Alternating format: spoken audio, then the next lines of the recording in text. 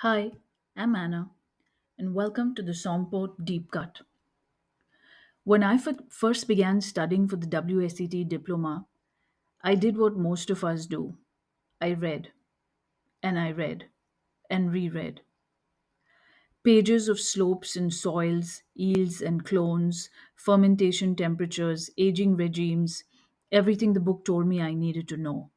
And each time I reached the end of a chapter, I thought, I'm getting this. I've seen it twice, maybe three times. Surely it's in my head now.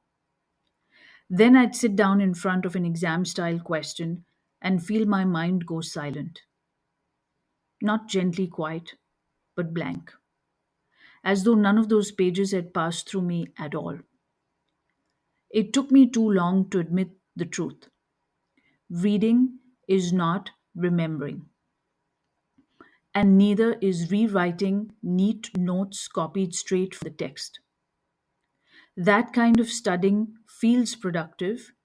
You get the illusion of progress, but it never moves information into the part of your brain that survives stress, time pressure, or the adrenaline of an exam hall.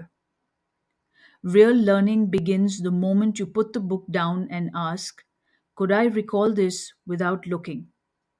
That pivot from input to output is where the diploma actually lives. So I changed how I studied.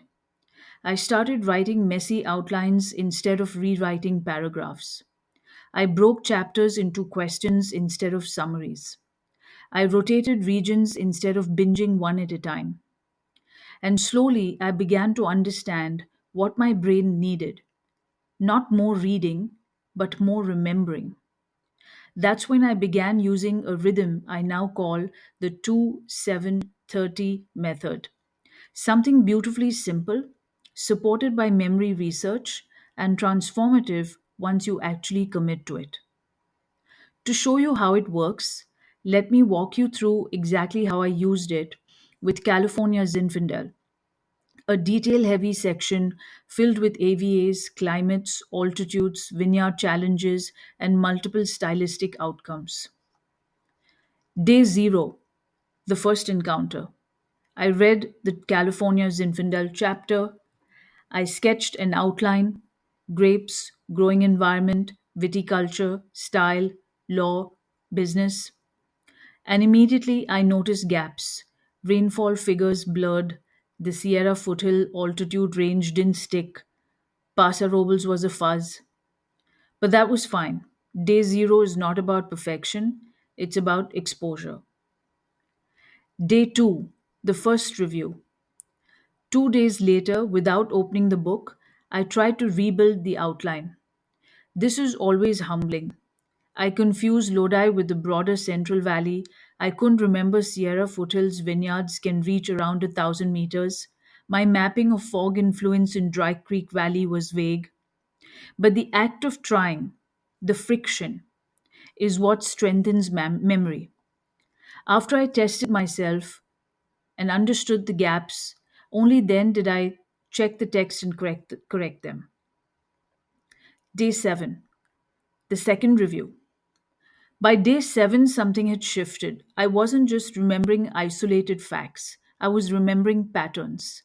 I could explain why Lodi's heat leads to jammy high alcohol zins in the inexpensive tier, why Dry Creek's coastal influence creates fresher, more balanced style, why Sierra Foothills altitude produces structured, age worthy wines.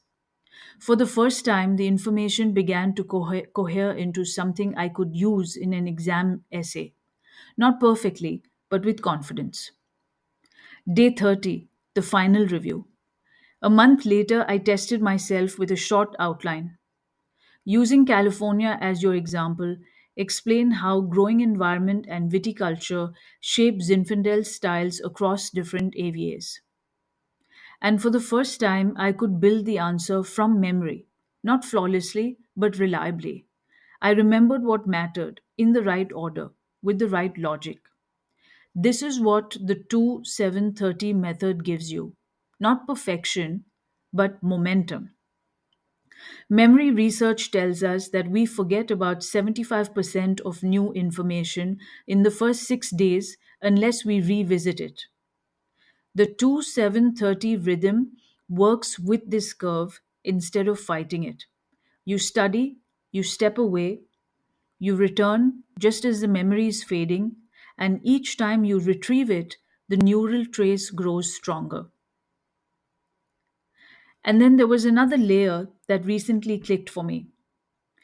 A few months ago, I read a short research on current biology, and it changed how I understood learning.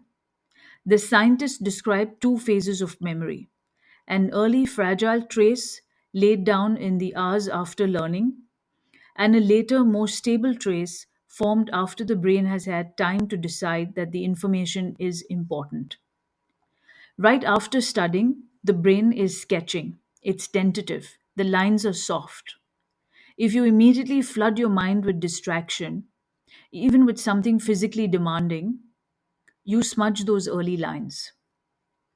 But if you give your brain a few hours and then move your body, the opposite happens.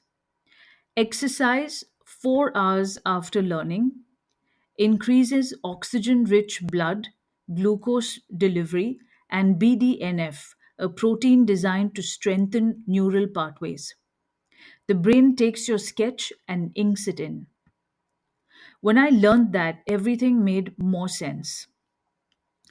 It wasn't that I was doing the wrong thing, I was just doing it at the wrong moment. The science supports the rhythm I was already using intuitively: learn, pause, move, return, review, strengthen. And suddenly, the 2-7-30 method wasn't just a study technique, it was a biological partnership, studying with my brain instead of against it. This is the heart of the message I want diploma students to hear. Studying isn't about force. It isn't about memorizing a textbook line by line. It isn't about flawless recall on the first try. It's about rhythm, timing, and respect for how the mind actually consolidates knowledge. So if you're listening to this and feeling behind, you're not. You're right on time. Because the moment you feel frustrated is the moment your brain is rewiring. Forgetting isn't failure, forgetting is the invitation to return. So here's the rhythm, as simple as I can keep it. Read a section or a chapter, close the book, try to recall what you can. Return on day 2, return again on day 7. Test yourself on day 30. Move your body or any form of exercise a minimum 4 hours after learning. And watch your confidence shift. Studying becomes calmer, more grounded, more human, and the exam hall becomes less about survival and more about recognition. You've seen this material in your own mind before, more than once. You know where it lives. Thank you for listening, and as always, we'll keep sharpening our edge one rhythm at a time. See you at the next deep cut.